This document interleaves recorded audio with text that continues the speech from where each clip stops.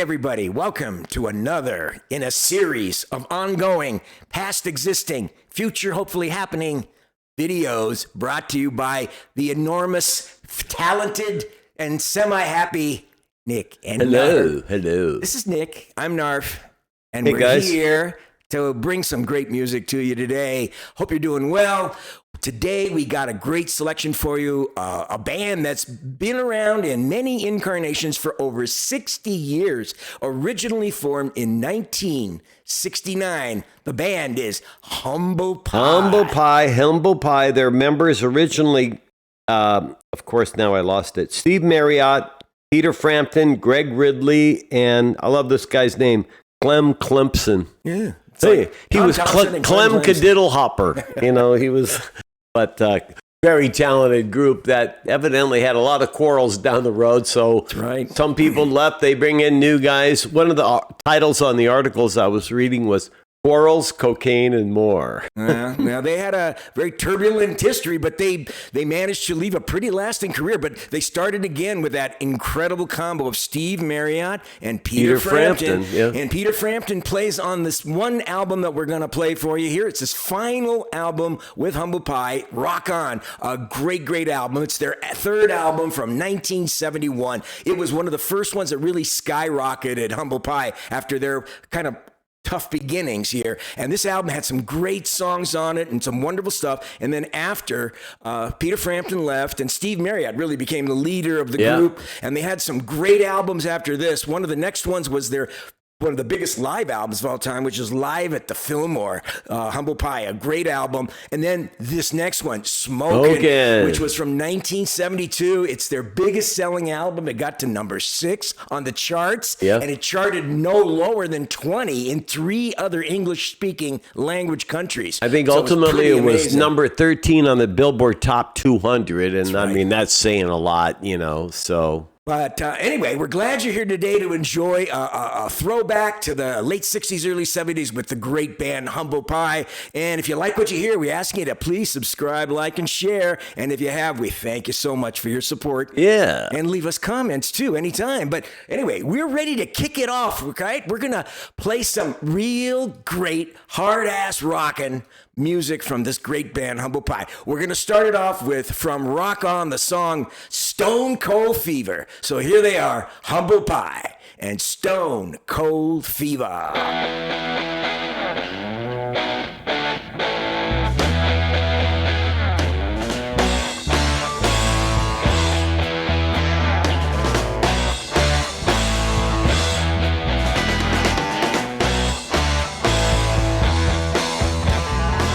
I love that part.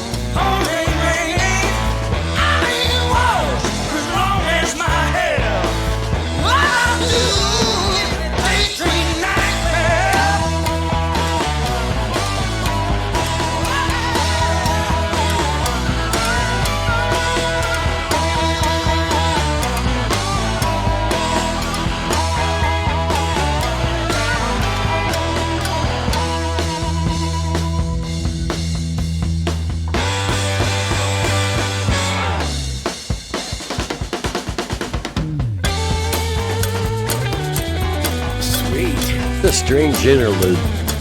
Like it.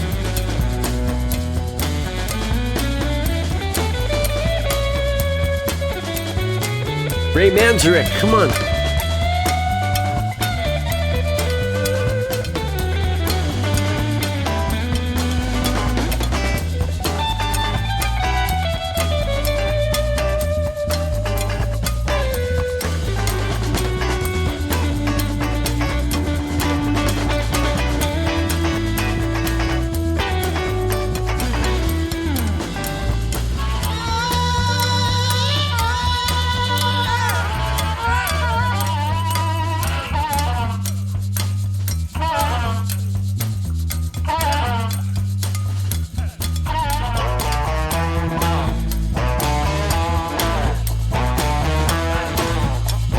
That's a Les Paul.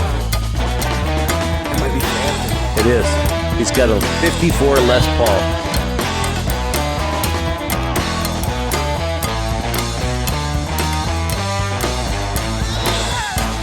Great song.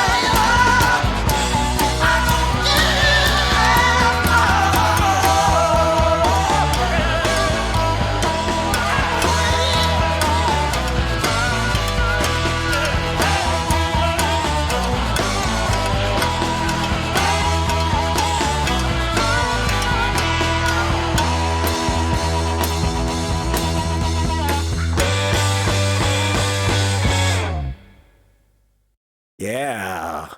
Humble Pie, Stone Cold Fever. That is a great song. It is. That's one of the most memorable little licks in rock history, I think. Da-da-da-da-da, boom, bum, bum, bum. Oh, it is tasty. And tasty. that drummer and bass were working so well together. I thought that they were doing a great job. And I really liked the shift. I know you thought it was a little unusual. But It was I thought unusual. The shift was tasty. I mean, it goes to a hard driving blues rock rhythm Yes. to this cool jazzy thing. And you know what sounds really nice too, Nick? The production value is surprisingly good. Yes, it was. It isn't really raw. It was a nice blend. When you listen to Smokin, you're going to hear the difference. It wasn't produced quite the same as Rock On. It's a little rawer and a little cruder, but still awesome with the power of it. But Steve Marriott's voice, boy, he's got one of those iconic voices. You know, he was in the band Little Faces, and then I think it was in Faces too. I think he morphed into both, but mostly Little Faces was his fame.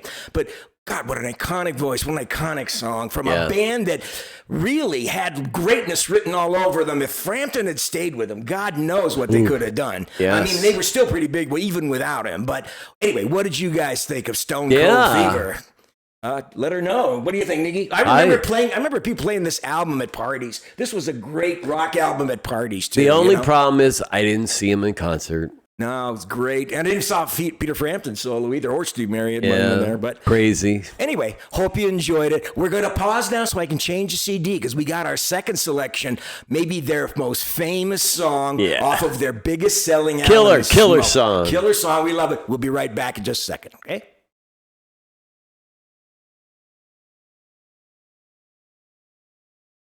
Okay, welcome back, everyone. Sorry for the little intermission there, but we changed the CD to get to our next number. A great song from this great album by Humble Pie, their fourth, that came out in 1972 on the heels of Rock On, and after the departure of Peter Frampton. It's 30 Days in the Hole. One of the really terrific rockers of the early 70s. A great, great song. And, you know, it's funny. We were playing it a little bit earlier. Nick, you could even tell the production value is a little different on this. It's definitely not as good. Not as well produced as the other album, but still, the power comes through. So without further ado, let's get into it. This is 30 Days in the Hole from Humble Pie. The album is Smokin. Go light, Ted.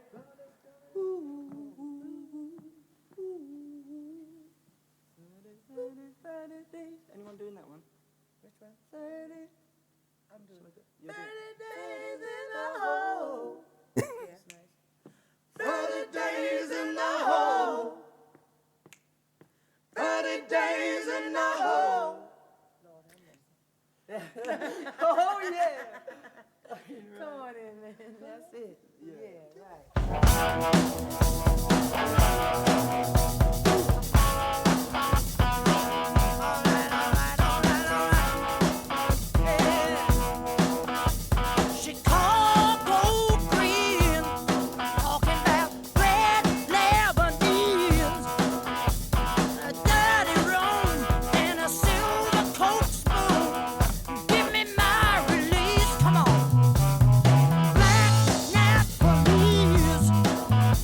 Love that bass.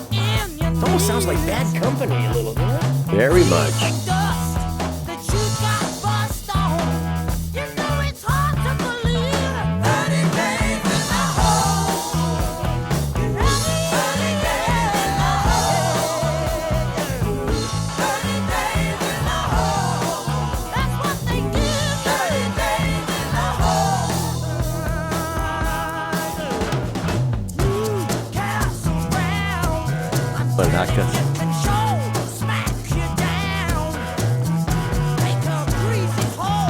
Love that bass.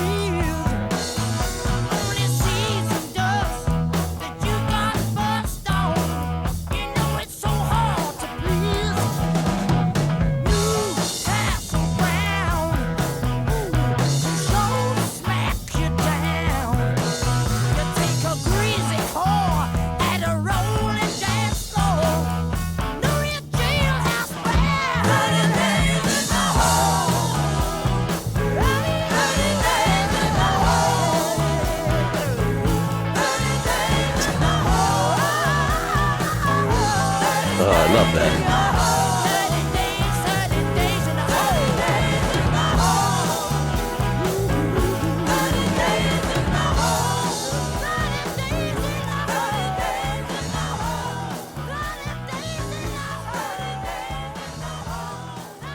I couldn't agree with you more, though. Bad Company. Definitely very much like Bad Company. It sounds like Bad Company. It really did. Sort of, like I said, really spare compared to the sound quality of Rock On. You know, that song we just played. This sounds real. It's almost like they're in a garage with just some mics up there to record everything. It has this kind of raw power. Been there and done that. Oh, God knows we all have. Anybody who played in a garage band when we were in our teens, you know what that sound is like. But his voice is so cool. Oh, he's got so much soul and funk in his voice. He does, man. You know, it's kind of a Rod Stewart-ish kind of quality with some other guys mixed. I don't know who else it kind of sounds like, but there's this. And that harmonica just adds just enough emphasis. I really dig it. It is really old school blues and rock and roll, and it's just great the way. What'd you guys works. think, man? I mean, where are you guys in the humble pie? Do you like a slice of humble pie, or do you like the whole pie? You know? yeah, that pie. I always love their name too. I thought, what a great name. Humble Pie is a great name. Great name for a band. You know, so oftentimes bands come up try to find good names, but that is a great name. And we tried to find out how many records they sold. It's just some of the information just isn't readily available. Kind of like, how many kids committed suicide. Oh, I mean, they had like 6 or 7 incarnations and a revolving door. People over a whole 50 years. Gosh. And they made something like 20 albums total among all of their incarnations, using with the name Humble Pie, even though long after Steve Marriott left and everything else. But these early formative years of Humble Pie, from 69 to 75 or so, are unmatched. You know, it just blows you away. You would have thought if the production would have been so good. That bass line, when he comes in with that bass line, boo doo doo doo doo doo doo. I mean, it was just such powerful juncture. Absolutely, one of the great staples of early English rock and rock on both sides of the Atlantic. But Yeah. anyway, what did you guys think of our selections of Stone Cold Fever and 30 Days in the Hole by Humble Pie? Yeah.